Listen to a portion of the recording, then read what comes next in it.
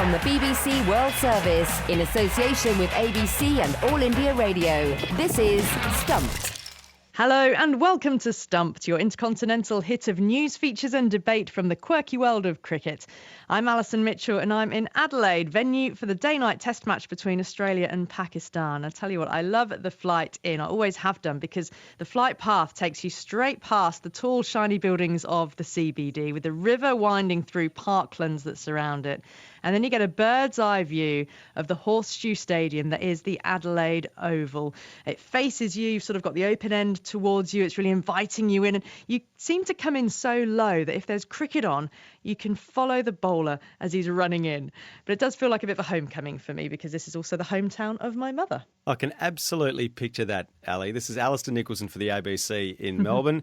The cricket community in Australia has been remembering this week, paying tribute to the late Test batsman Philip Hughes. It's hard to believe that it's actually 5 years, the 5-year anniversary of his tragic death, and no doubting with all the tributes coming in, his memory and cricketing legacy remains forever strong in Australia, and I'm certain abroad as well. And I'm Sunil Gupta for All India Radio in Delhi, and let me tell you, people luxuriate in baths and spas, but I'm still luxuriating in the memory of the heady sight of something I'd never witnessed in my lifetime in India, which was 5 slips in a cordon when our quicks were in operation on the third day of a test match, the pink ball test against Bangladesh. And then them taking all the 19 wickets to fall with not one for the spinners. Never, ever happened in India before. And even Phil Simmons, the West Indies cricketer, commented in the newspaper today when he said there was a time when Madan Lal, God bless him, was opening the bowling.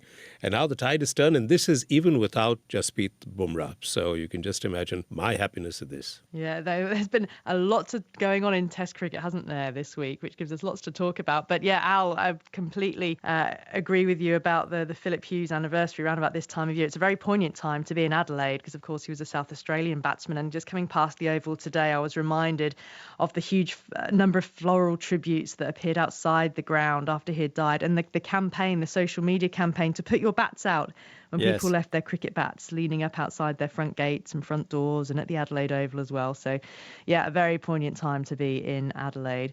Well, it's Test cricket all the way this week. 3 big matches and 3 victories by an innings. We've had Australia beating Pakistan in Brisbane, India thrashing Bangladesh in the day-night test in Kolkata that Sunil was talking about just now, and New Zealand getting the better of England as well. That one also by an innings. Al, you were with me in Brisbane for the Pakistan-Australia test, and there are a number of talking points from that match. The no balls that the umpires missed were certainly a talking point during the test, and it seems that the ICC are going to again have a look at them being monitored electronically, and that needs to happen in my view. But the other big talking point on social media at any rate became a story I told on commentary, and Al, I'm not sure, I think you might have been in the box when I was telling this story, of the Indian taxi driver who picked up 5 Pakistan players from the team hotel and dropped them off at a restaurant for a meal. And when they got out the cab, he refused to take any money from them for the journey. He just said, no, look, it's on me. You're Pakistan cricketers. And then they said, well, if you're not going to charge us for the cab ride, then why don't we shout you dinner? So the driver went into the restaurant with the players and shared a meal with them. And I just happened to have been driven to the ground by this taxi driver a day or so later, and he was very excited to tell me the story and got out his phone and showed me a photograph of him with the players. Anyway, next thing I know, having told the story on air, it's gone everywhere. Newspapers in India and Pakistan have picked it up, and I think the photograph, which has since emerged, somebody tracked down the driver and actually got hold of the photograph. That's gone up on social media as well. But Sunil, I think from your perspective in particular, you would probably appreciate, this sort of heartwarming story, a couple of simple acts of friendship and kindness amongst strangers, and particularly because of the India-Pakistan relationship. Well, there's a story within a story there, isn't it? I mean, suppose it had been a New Zealander and taking an Australian to dinner, not taking money, that wouldn't have made news. But this is making news in Australia, so you can just understand the emotions that this type of thing, brings to the fore, India and Pakistan. But you're absolutely right. I mean, it was gladdening to hear the story. And let me tell you, I've experienced the same with Pakistani cabbies in England and in the UAE and the US. And at the human level, humanity prevails. I loved it, Ali. I thought it was a great story. And you think about sport and the power that it has to connect people who maybe wouldn't ordinarily connect with one another, might be ideologically opposed or,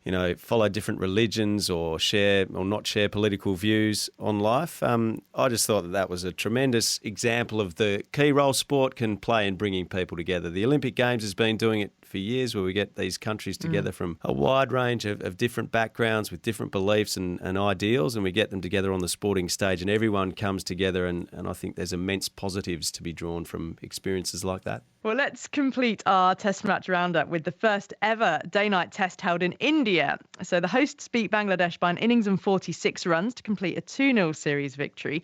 But Sunil, just tell us, first of all, how did the pink ball behave, and can the match be deemed a success? Oh, yes, on many counts, not just the fact that India won by an innings, but let me tell you, there have been a couple of interviews today. There was one with Pujara, and he talked about the way that the ball seemed to hurry onto the bat and hurry onto the fielders, especially when they were fielding in the slips. So I think that was one definite change between the red ball and the pink ball. And obviously the pink ball has got lacquer, not wax. So you had this sight of the fielders trying to polish the ball. There was no polish to polish, if you know what I mean.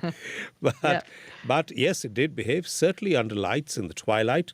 It swung amazingly, absolutely amazingly. The keeper, Ridhiman Saha, was like a soccer goalkeeper. He was diving left, right, up, down. It was amazing. And he did a fantastic job because even, we've seen the ball swerve after passing the stumps in England, but this was double that. It was really tremendous to watch. It was a fantastic sight. But I think the most important thing was that it got the crowds back into Test cricket. On day one, there were 45,000 at the Eden Gardens. On day two, there were 60,000 at the Eden Gardens. And even on day three, when, it was only the formalities to be completed, 4 wickets to take, there were still 15 to 20,000 people that turned up. And that's what India really needs to see. We need to see more Tests, drawing crowds and audiences. And I think the way that India is playing, you would get them. But, therefore, it is, and it was, to my mind, an absolutely unequivocal success. Yeah, I think people forget when they watch cricket in the subcontinent during the day for a Test match that A, it is boiling hot more often than not, and B, people have to work. It's not so easy as to take a day off to watch a day of Test cricket. So if actually people can stay into the evening, then it's A, more pleasant, and B, they don't have to miss so much work. But batting against a pink ball certainly didn't seem to inconvenience, shall we say, Virat Kohli. He made another century, his 70th for India in international cricket. And afterwards, he made an interesting point about how day-night Test cricket changes the mindset and the tactics for the batting team. I spoke to Sachin Paji on the evening of the first day, and he made a very interesting point as well, that probably with the pink ball you'll have to treat the second session like the morning session, when it's getting darker and the ball starts to swing and seam and everything. So first session you invariably play like you play from lunch to tea in a normal timing Test match, and then the second session would be like a morning session, and then the last session is like that evening session. So your planning changes, your declaration, strategy, timing, everything changes. As a batsman, your setup changes. So even if you're set and you're batting well, as soon as it gets dark and the lights are on, you can be in trouble very quickly. So luckily I went in when the lights were on, so I didn't have to go through that transition, but I think that will be another challenge in future as well. Yeah, it does make it interesting, doesn't it? And we've got, as you say, the day-night Tests starting in Adelaide this week. And there's been a number of them here in Australia already. We're quite used to them. But, tactics, it is interesting. And we've seen a lot of late declarations, haven't we? Yeah, there are certain tactics that can be used to try and impact the game. And I think they've been used quite effectively previously around when you declare you want to put the opposition in under pressure. If you bat well in the first innings, you try and put them in the twilight or when the conditions are going to be conducive to swing and seam bowling. Even in terms of selection, Ali, I think particularly in Australian conditions with the pink ball Test matches, they tend to leave a little bit more grass on the pitch because the condition of the ball, it doesn't stand up to the rigours to the same extent as the red ball does. It loses its colour. It goes soft. So they put a bit more grass, and that means that for the seam bowlers, those who can stand the seam up, like Josh Hazlewood, there's potentially plenty on offer for someone like him. But also from day one, if you talk to the players, is that there'll also be quite a bit of spin. I was talking to Ed Cowan, former Australian Test batsman, about the pink ball Test matches. He actually found the hardest period to bat was not necessarily in the twilight or under lights. It was when half the pitch was in shade and half the pitch was in sun. So it messes with a batsman's typical view of the oncoming ball, which is being delivered at sometimes in excess of 145 kilometres an hour. That's an interesting point that Sachin Tendulkar made to Virat Kohli around the way you approach the second session of the day, because as those conditions change, you do have to be a little more circumspect potentially in the way you go about your batting. And typically it's get to lunch and get through the first session and then it gets easier for batting. Well, in pink ball cricket, it seems to be a little different. Yeah, it's fascinating, isn't it? And do you think it might mean that we actually might even see teams change their batting lineups? You know, keep back a few of the more sort of solid traditional batsmen to come in later in the day under lights because they need to be able to face up to that ball that might be nipping around, but doing it in the third session. Well, let's wait and see. Potentially. So I think if you had sort of solid middle order players who played that style, potentially that would cover that off. But typically your very best players tend to bat at the top of the order, and those that are best equipped to battle the ball in all sorts of conditions are those top order batsmen. So I wouldn't see scope for significant change there, but this is also new at the moment, Ali. We've only had a few pink ball Test matches here in Australia where Australia's been sort of at the forefront of getting pink ball Test matches being played, and I think it's terrific that India has now played one. We've got India touring Australia next summer here, our summer here in Australia, and already there's a bit of chatter about whether we could coerce India into playing a first pink ball Test match down under. And Virat Kohli, Sunil, has expressed some interest in doing it, provided the circumstances and the planning and the preparation were all done according to the way he would like to see it. Yeah, well, you know, there have been a couple of interviews with Indian batsmen. In fact, in this article today with Pujara, he said, maybe just a one-off in a year, there's a pink ball Test, otherwise it should be red ball and all. Now, that's a batsman's perspective. Nobody's asked the bowlers. I can tell you the bowlers. I love it. Well, certainly, they will say, we want every ball to be a pink ball Test. Because they will bowlers, they're always hard done by. No, I'm sorry, just to complete, I just hope that there is at least one per Test series. May not be if there's a 2 Test series, like happened with Bangladesh, but that, for different reasons. But certainly I would say that 1 per series should be made mandatory now. Yeah, and I'd suggest those numbers, the crowd numbers, Sunil, that you mentioned, a vindication to suggest that we will see more day-night Test matches in India. Well, staying in India, a fortnight ago, we told you the story of Shafali Verma, the 15-year-old girl who became the youngest Indian to score an international half-century, breaking the record of her hero Sachin Tendulkar. Now, Verma's back-to-back 50s helped India's women to a 5-0 T20 sweep of the West Indies in the Caribbean, and were all the more remarkable given the obstacles that she's had to overcome to make it to the top.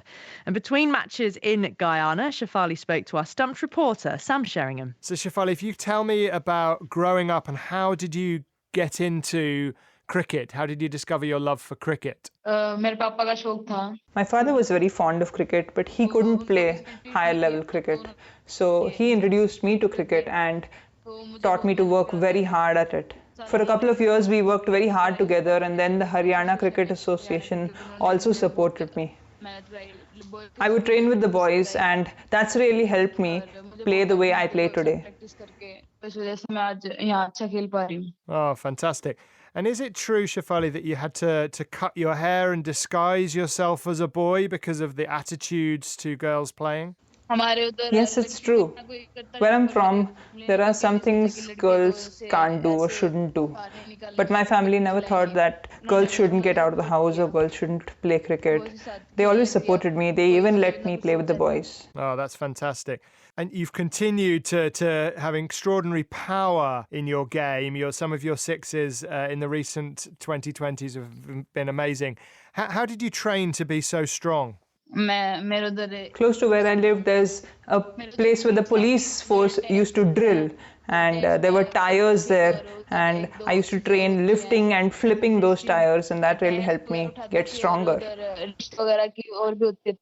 Wow, well, it's certainly paid off, Shafali. And you said that your idol growing up was Sachin Tendulkar, of course, and your father tells a story that you used to sign yourself SVST, Shafali Verma, Sachin Tendulkar. Is this true? Was that how you showed your idolization of him? Yes, it's true. I always love watching him bat, and he's been my idol, always. I've seen every single one of his matches, and it's a huge motivation to see him bat. He's my favorite player. And tell us about the first time you saw him play. It was in the Ranji Trophy, was it?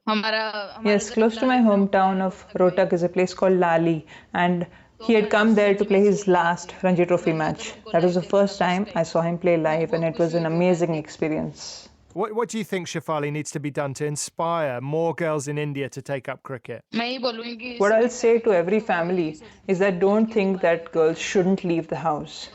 You have to support them. It's not that girls will only do well in studies. They can also do really well in sports. Do you hope, Shafali, that your feats and your achievements can change people's attitudes in India? What I want is if there's a young girl, she shouldn't be stopped from playing cricket. If she works hard and focuses on her game, anything can happen. I'll help girls in my hometown and my home state come forward and play the sport. Well, listen, it's been great talking to you, Shafali. Thank you so much for joining us. Thank you so much. Oh, well, that's India women's star, Shafali Verma.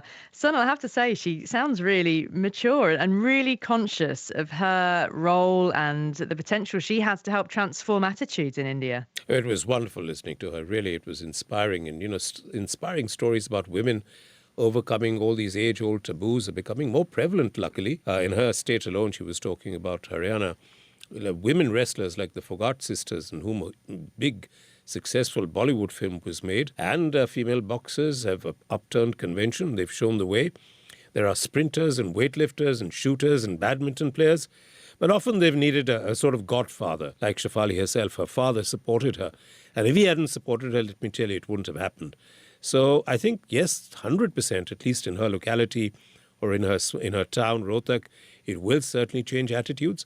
And that is what we need. We need these inspiring stories here. And so that this won't become the exception, but will become the rule. Yeah, well played to the parents. And it can sometimes take a couple of generations for that sort of tree effect to happen, for more and more of those broader-minded attitudes. I love the story, though, of her flipping the tyres to give her strength. It was a fantastic listen. Well, that's all we've got time for on this week's Stumped on All India Radio. You can stay in touch with us on Twitter via @BBCWS Sport using the hashtag BBC Stumped. My thanks to Sunil Gupta and Alister Nicholson, and to you for listening.